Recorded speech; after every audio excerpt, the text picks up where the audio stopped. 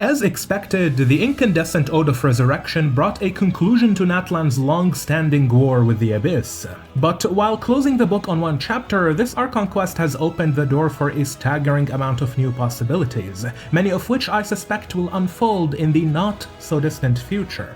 For now though, I want to discuss the implications of what is arguably the most crucial scene not only from Act 5, but the entirety of Natlan's Archon Quest series. And that is, of course, Il Capitano's confrontation with one of the four shades of the Primordial One, the ruler of death, Ronova. Alright, let's not waste any time and get right into the stuff that matters, starting with Ronova herself, or more accurately, the Eye of Ronova. First of all, the most important thing to note is that these giant 6 eyes in the sky are not Ronova herself. We are able to determine this based on Citlali's words when she straight up says the following. Man, this place really is hard to get to. And, Paimon wasn't the only one who saw that weird thing up there, right? All those eyes inside of it? Talk about creepy. I believe that's how the ruler of death keeps an eye on Teyvat. So the 6 red eyes are not Renova's true appearance. They are either a tool or an ability that she uses to observe Teyvat. This distinction is of supreme importance because the red eyes being a manifestation of Renova's power indicates that the power in question is of the same nature as the one wielded by the Sustainer of Heavenly Principles. In fact, this is the same power that can be seen enveloping Teyvat behind the firmament, and it is also the same power which repairs the firmament after it was breached. This unique Crimson power is, as I have discussed already many times in the past, the final stage of the alchemical magnum opus, Rubedo, Red, the Philosopher's Stone, and it is the power used by the most elite members of Celestia's Order. By the way, the power of Rubedo is deeply associated with Celestia in many ways that are easy to miss at first glance. Take for instance the thematic crimson-red background which appears in Barbatos's memory when Vanessa asks him about the island in the sky. And just to make sure that I am extra clear in what I'm saying, when I discuss the power of Rubedo being used by Celestia, I am not saying that the Primordial One or the Heavenly Principles are some kind of alchemist. It really sucks that I have to go out of my way to clarify this, but when I mention Rubedo in the context of Celestia, I am absolutely not implying that the Primordial One and the Four Shades are using conventional alchemy. Rather, I am more so referring to the fictional quote-unquote energy associated with Rubedo. As for how or why the Primordial One wields such power, it's a question we can only speculate on. Perhaps this energy is intrinsic to their nature, or maybe it was something they adopted at a critical moment in their history, but ultimately those details are secondary. The reason I use the term Rubedo is because it serves as a thematic shorthand. Rubedo is the final stage of the magnum opus, the pinnacle of the alchemical process, and alchemy itself holds deep significance in Cambria's lore. So it's less about Celestia's rulers being alchemists and more about the Conrians using alchemy to potentially imitate the power of the Usurper King and the Heavenly Principles. Thus, the most optimal way to refer to this type of power until we get an official name for it would be Rubedo or simply Red. And to the overwhelming vast majority of people watching, I apologize for wasting your time on something you understand through common sense, but there is a good reason I had to include this clarification, and it's a very unfortunate reason at that.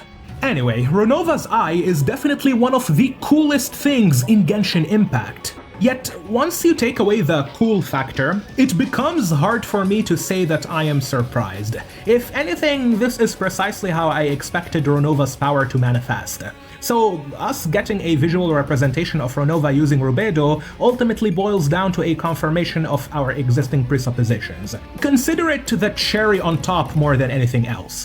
What's really nice about Ronova's utilization of the 6 red eyes though, and this is something that's pretty much only relevant to me, is the fact that I have been preparing another video for quite some time now where I discuss the heavenly principles and Khaenri'ah's Crimson Moon. And having a visual reference of Ronova's power will alleviate so much of the thematic justification which I otherwise would have to give to eventually reach Peruere, who, as you all know, is a descendant of the Crimson Moon dynasty, and she possesses 6 red eyes on her 6 angelic wings.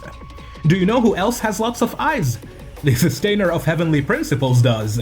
The quantum symbol on her cubes can also be interpreted as eyes, and they are the exact same eyes found all over Natlan's Mictlan tribe, with characters such as Ororan and Citlali. Which is certainly interesting, since eyes represent vision, the ability to see. And so it cannot be a coincidence that visions, or eyes of God as they are called in Chinese, are the divine gifts bestowed by the gods upon mortal allegenes whose ambitions reach the heavens. Yet, there once was a nation of mortals who forsook the divine gaze to pursue the forbidden, to see the truth which lies beyond, and whatever it was that they saw, it brought them complete and utter annihilation. One of the most important details which were confirmed during the Incandescent Ode of Ressurection is that the vast majority of Khaenri'ah, including people who were in prominent positions like Il Capitano himself, knew nothing of King Ermin and his 5 evil sinners' exploitation of the Abyss. Nonetheless, when the time came to deliver their punishment, the Heavenly Principles judged the entirety of Khaenri'ah equally, with no distinction for their involvement in the meddlings of the Vinster King and the evil sinners. Thus, the Ruler of Death cursed the Khaenri'ahns with immortality, removing them entirely from the natural cycle of life and death, leaving them forever stuck in an endless nightmare without hope. For what greater punishment could Ronova have given them than having infinite time, yet no hope? Truly, a fate worse than death. This brings us to the modern-day events of Natlan's Archon Quest, and what led to Il Capitano seeking out the angel Yohualtecuhtin. You see, the Incandescent Ode of Ressurection starts with the traveler seemingly dreaming of Il Capitano in the Night Kingdom. But something is evidently off about this dream, since Il Capitano is surrounded by many lost souls, most of whom were attempting to enter the Night Kingdom to no avail. And one of these souls standing right next to Capitano was Guthurd, the same Khaenri'ahn warrior who possessed Ororan during the Rainbow Destined to Burn. The issue here is that, as far as we know, the traveler never met or saw Guthurd in the past. Therefore, it is physically impossible for him to appear in their dream. In this video about angels and fate, I went over the scientific reasoning behind why dreams can only be based on creative recombinations of past experiences. One can only dream of what they have felt and observed. Ororan, who actually met and spoke to Guthurd, points out this inconsistency, and so he and Mavuika offer to interpret the traveler's dream by having Ororan peer into their soul. This is when Ororan confirms that the man whom the traveler saw beside Capitano was indeed Guthurd. Mavuika then reveals that Guthurd and Thrain were 2 legendary heroes of Khaenri'ahn origin who fought for Natlan during their nation's cataclysm. Thus, Capitano's identity must be the Sentinel Knight, Thrain. The group then conclude that what the traveler saw was not a dream but a prophetic vision of the future facilitated by the Night Kingdom. I find this really cool, since it's a topic I also touched on in the video I mentioned earlier. Ultimately, the traveler, Mavuika and Ororan suspect that Il Capitano must be carrying the souls of his fallen soldiers and comrades, a suspicion later confirmed when Thrain personally shows up to confront the Ruler of Death, Ronova. As it turns out, Thrain's heart was modified through Khaenri'ahn technology to convert memories and souls from the ley lines into knowledge. This honestly reminds me of Ruka Devata, but that's a discussion for another time. During the Cataclysm, the Night Kingdom was almost destroyed, leaving it overwhelmed and incapable of accepting the fallen souls of Natlan's warriors, let alone the Conrian Outlanders who fought alongside them.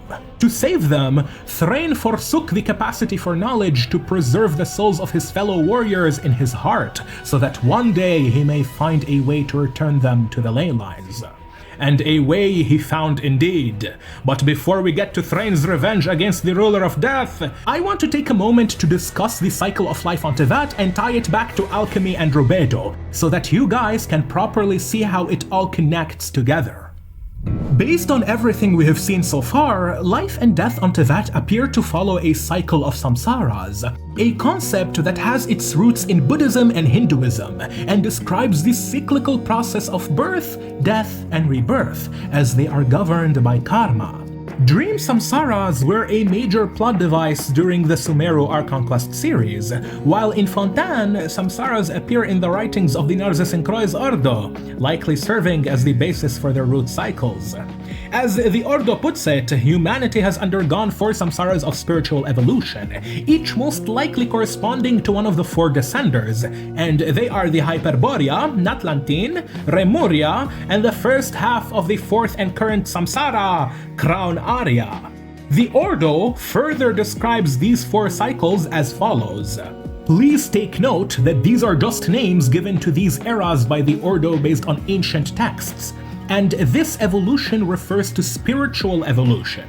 There is no intent here to antagonize any research results obtained by the academia. The human spirit undergoes the loss of paradise, the defeat of the evil dragons, the original sin and baptism, and finally, freedom from the gods. Okay, but why am I telling you all of this right now? Why am I bringing up all of this old lore from Sumeru and Fontaine when the main topic of this video is Ronova and Capitano? Well, here's the thing. In addition to their whole research into Teyvat's 4 samsaras, most of which they actually just took from ancient Remuria and the Sumeru Academia, the Narzissinkroi's Ordo also criticized the alchemists of Canria's Eclipse dynasty for swapping the final stage of the magnum opus from red to yellow. This seemingly random mention of alchemy doesn't come out of nowhere, since the Ordo's leader, Jacob Baker, studied the work of Rheindotter, who herself was an extremely prominent Eclipse Dynasty alchemist, and one of the 5 evil sinners whom Dainsleif is currently hunting down. So Jacob looked into Conrian alchemy, which led him to conclude that red should be the final stage of the magnum opus, the same red that the heavenly principles and the 4 shades use. The catch is that in Western alchemy, the magnum opus conventionally consists of 4 stages: Nigredo, Albedo, Citrinitas, and Rubedo, which is surely not a coincidence given how Teyvat also has 4 descenders and 4 samsaras of quote-unquote spiritual evolution. Now that we have all of this context, let's take another look at how the Narzissinkroi's Ordo describe these 4 samsaras. First, we have humanity's loss of paradise. That's Nigredo, the blackening stage, which alchemists often associate with black soil, or humus, as they call it. And guess what? Humus happens to be the codename for Rheindotter's black dragon, Durin. So, how fitting is it that the second samsara cycle is the defeat of the evil dragons and humanity's triumph over nature? This is the whitening stage, Albedo, the first perfect homunculus that Rheindotter managed to synthesize. Then we have the 3rd samsara with the original sin and baptism, corresponding to Citrinitas, the yellowing stage or gold, where gold is the moniker of Rheindotter herself, who is one of the 5 sinners. And finally, we have the 4th samsara of Crown Aria, of Canria, described as freedom from the gods, or the twilight of the gods if you wish to use the 4th cycle from Wilhelm Richard Wagner's opera The Ring of the Nibelung. This is Rubedo, red, the ultimate goal of the magnum opus, the production of the Philosopher's Stone, the power to transmute base metals into gold and grant immortality. Once again, as explained earlier, although I say that Rubedo is essentially the power of the Usurper King and the Four Shades, I never, ever mean it in such a way as if the first Descender is an alchemist. Rather, alchemy is what I believe the Conrians utilized to imitate the power of Celestia, hence why their art of Chemia was later outlawed from Teyvat. The biggest mystery is why the Conrian alchemists altered the final stage of their magnum opus from red to yellow after the Crimson Moon was overthrown by the eclipse.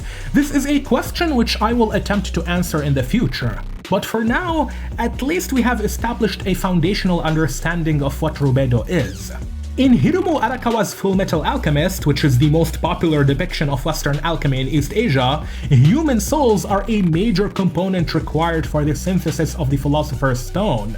Each stone is created through the sacrifice of human lives, and contains the compressed energy of numerous human souls. This method is portrayed as a deeply immoral practice in Arakawa's work, highlighting the cost of such great power. I highly suspect that Genshin Impact follows Fullmetal Alchemist's example, since Rubedo's influence permeates through the Order of Celestia, granting their elite members command over immortality, wisdom, and the natural laws of the world. At the end of the Archon Quest, All Fires Fuel the Flame, Thrain tells the traveler that Ronova was the culprit behind the curse of immortality laid upon all pure-blooded children of Khaenri'ah, including both Dainsleif and himself. Ronova's curse caused Thrain to endure a tremendous amount of suffering, due to not only living far beyond the natural human lifespan, but also leaving him in a position where he had to constantly carry the souls of all the people who died around him, many of whom he knew personally. And here's the catch. According to Yohualtecuhtin, lost souls who cannot return to the ley lines are forced to recount the final moments before their deaths in perpetuity. This often leaves them screaming and wailing from the pain of their injuries or the final struggles of their lives as they fought to survive. And Thrain had to endure possibly up to hundreds of those, all at the same time for almost 500 years. The fact that he even managed to maintain his sanity shows his incredible mental resilience. When people die on Teyvat, they return to the ley lines where their souls are eventually reincarnated, but Citlali tells the traveler that lost souls who either escape from the ley lines, never make it in time, or are simply outsiders won't be accepted again, doomed to eventually fade and perish. Yohualtecuhtin later expands upon this when she talks about how the Heavenly Principles modified the ley lines to be this way for the sake of ensuring their stability against the Abyss. But when Natlan's original ley lines were destroyed, the reconstructed Night Kingdom became completely independent from Irminsul. So after Ronova established the Ode of Ressurection with Xbalanque, she also made sure that souls from outside of Natlan could not be accepted into the Night Kingdom as a failsafe method to prevent other nations from taking advantage of her rules. For the past 500 years, Thrain roamed Teyvat in search of a way to return the souls in his heart to the natural cycle of life and death. But due to their Conrian and Natlanese origins, he would fail time and time again. After exhausting his options in other nations, the only feasible way left was to take advantage of Natlan's uniquely isolated leyline realm, the Night Kingdom, by reconstructing it in such a way that it allows for the negation of Ronova's rules, and thereby granting his comrades salvation.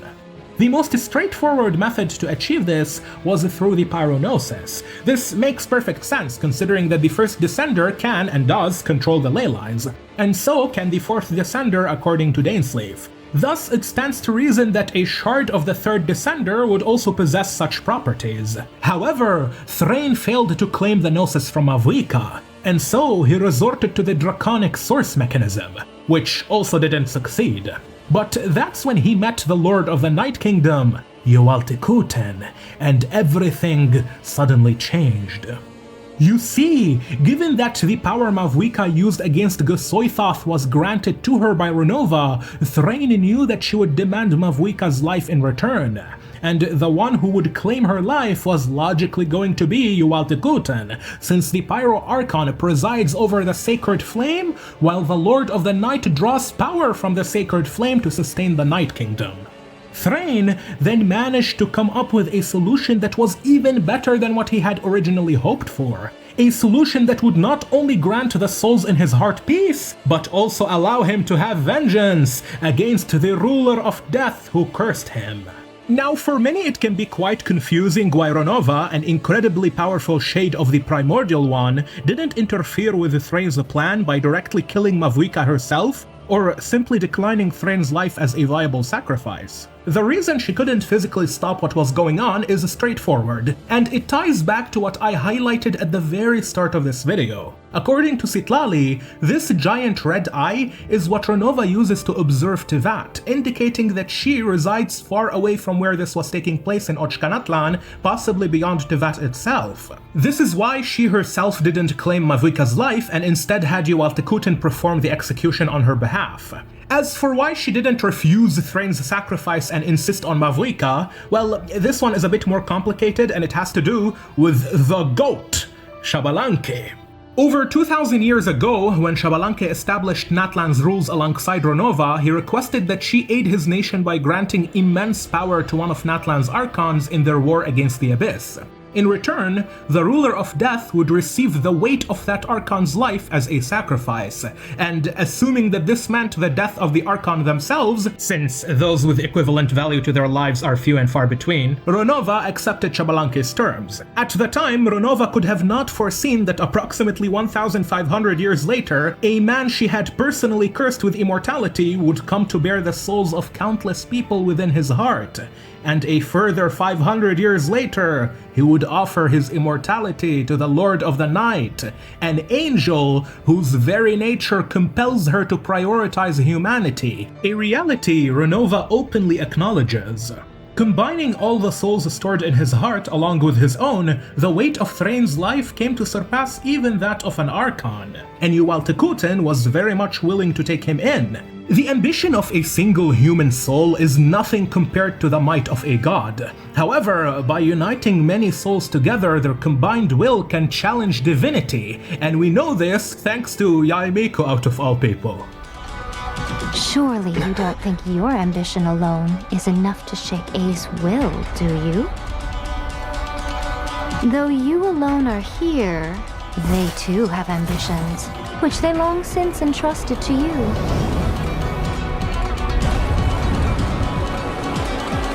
Now then, close your eyes.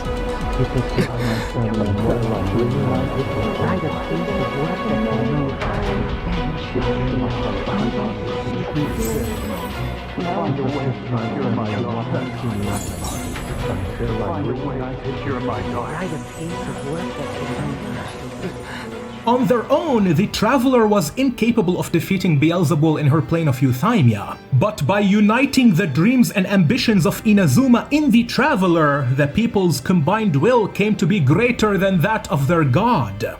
Thus, it makes sense that Mavuika's life, whom Yohualtecuhtin sees as no different from any other person in Natlan, would stand no chance against the combined souls of countless warriors and the first of the Fatui Harbingers, despite being an Archon of Celestia. Rather than Mavuika, Yohualtecuhtin was to take Thrain's life in front of Ronova, so instead of having Ronova witness the death of a single woman, Thrain offered himself along with all the souls stored in his heart. But the curse of immortality would then negate Thrain's death, thus merging his existence with Yohualtecuhtin, simultaneously granting her eternal life and turning him into the new master of the Night Kingdom.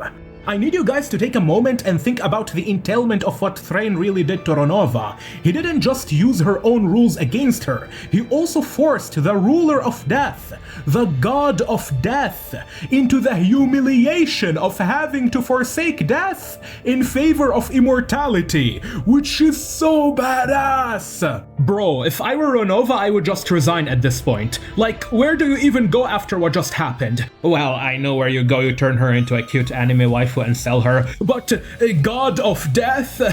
Nah, more like the god of taking this L, son, am I right? Now, while I think that the Incandescent Ode of Ressurection was an extremely well-designed Archon Quest in terms of gameplay and visual spectacle, it nonetheless remains far from perfect, and players have justifiably pointed out some of its shortcomings. One of the biggest complaints that many people agree upon is how the ending of the quest effectively killed off Thrain, one of the coolest and most anticipated characters in the history of Genshin Impact, and a character who would have almost certainly put my bank account on some kind of watch list if he had truly released. To add insult to injury, Thrain's sacrifice at the throne of the Primal Fire basically killed him off in a way which ended his story. Not only did he manage to obtain the death which he always desired, but through achieving his goal, he also opened a way for all the souls in his heart to enter into the Night Kingdom, and used Ronova's curse to bestow Yohualtecuhtin with eternal life, all while doing so in front of the god that cursed him in the first place, thereby claiming his revenge against her. In other words, this is Thrain's entire character taken into account and concluded, meaning that his revival isn't just unlikely, but it wouldn't even make sense outside of some completely new motivation which we never previously heard about. The captain we know is gone. He has no reason to come back. Or so we are led to believe. You see, I don't think that this will be the last we see of Thrain. Just sit back and listen, guys. I have a good justification. Surely it's not copium. However, before I get into it, I want to clarify my position on Thrain's supposed death. If you have been following this channel for a while, then you probably know how I have always maintained that Hoyoverse's developers have the freedom to do whatever they want with their own intellectual property. Genshin's developers are the ones who wrote and designed the characters we have in the game, and therefore, they retain the ability to use said characters as they see fit. This is a position that I have always maintained, knowing fully well that it would inevitably include characters whom I personally like. Of course, this doesn't mean that the creators are then immune from criticism, or that you should support them no matter what. If the creators of a product are actively making bad decisions, like for example the authors are writing a dogshit story, then you're certainly correct to say, nah man, that's not what I signed up for, I'm out. In fact, I believe you have a duty to do so, but that's a different conversation.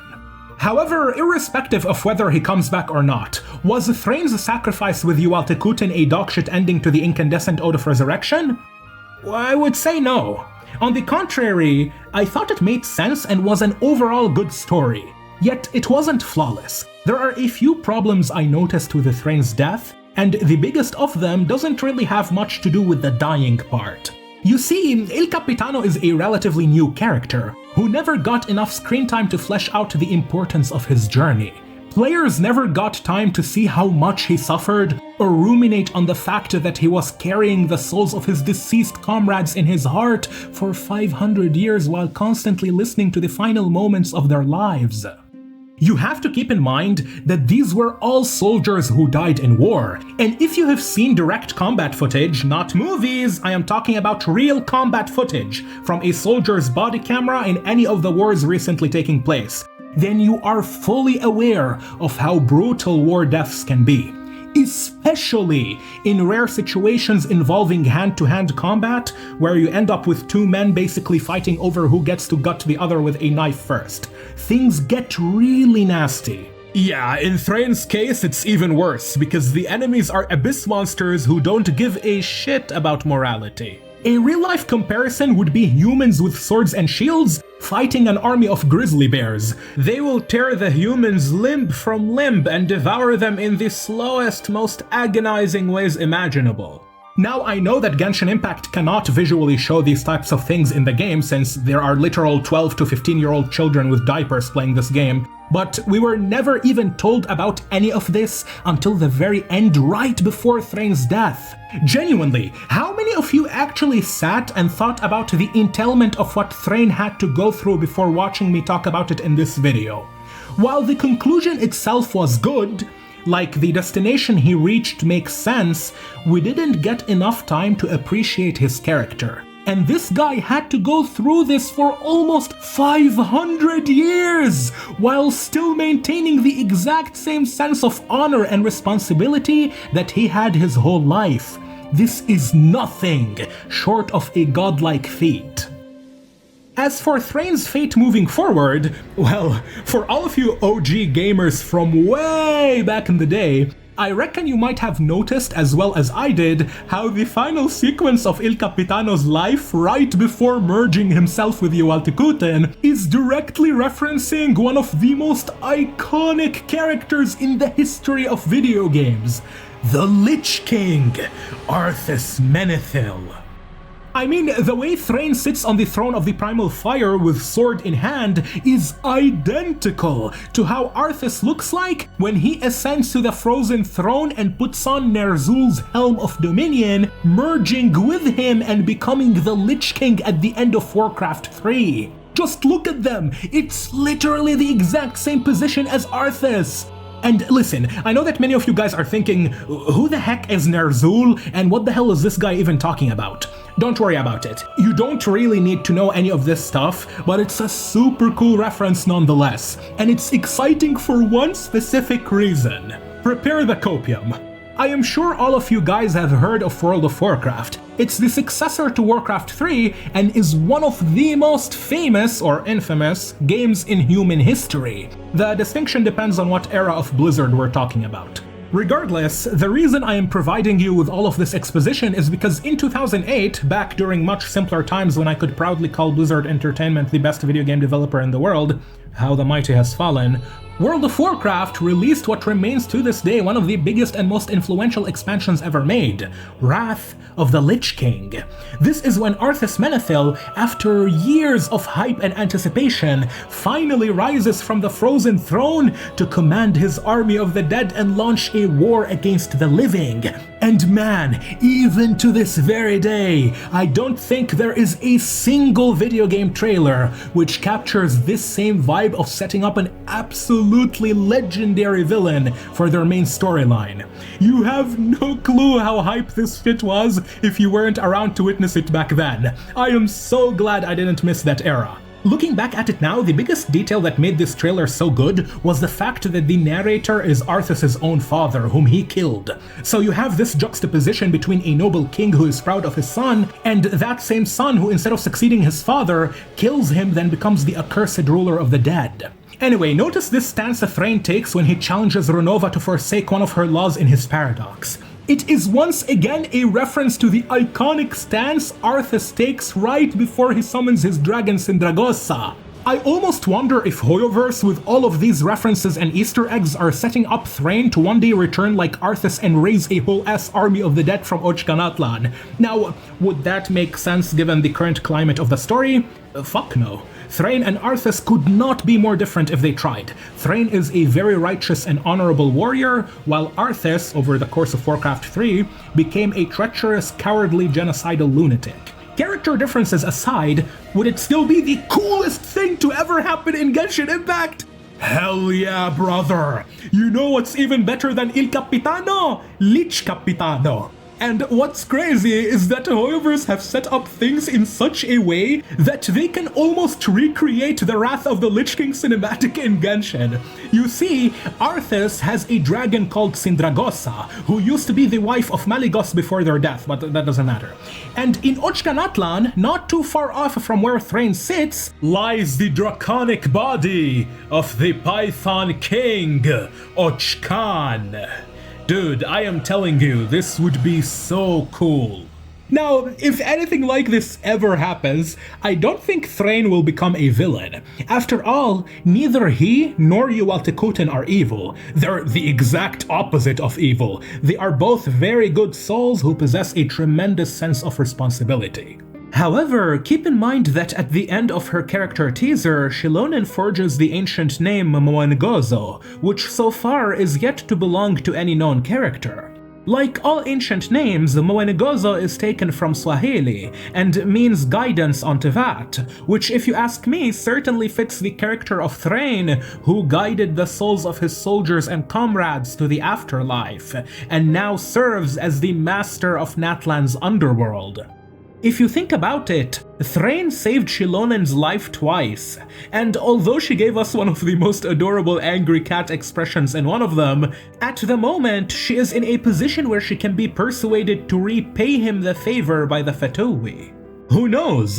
Perhaps this whole thing was part of Piero and the Tsaritsa's plan, where the captain can grant them access to an undying army, backed up with a whole realm of the dead to support their future war efforts against Celestia. This would certainly be one hell of a plot twist to further improve and justify El Capitano's death, if you ask me. And man, would it be one of the best character stories in Genshin Impact, if done properly. Ronova's appearance, along with the Thrain confronting her, has shaken up the lore meta in ways which I expected, but did not fully prepare for. Truth be told, I already had the whole Rubedo and Philosopher's Stone section prepared for a while now, since I was almost certain that this was going to be the power Ronova uses. What caught me by surprise, though, was all the similarities she has with Peruer. And trust me, we will get to those in due time. I am working on it. I was honestly both extremely surprised and disappointed at how the Traveler just sat there like a moron when a shade of the Primordial One was right there in front of them. Other than meeting the Usurper King in person, you legit cannot get any closer to the Heavenly Principles than this, yet for some reason, we let everything play out without inquiring Ronova about anything. The Traveler is a Descender. I am sure Ronova would be interested in talking to a Descender, right? I personally would have wanted to see what she thinks about Paimon.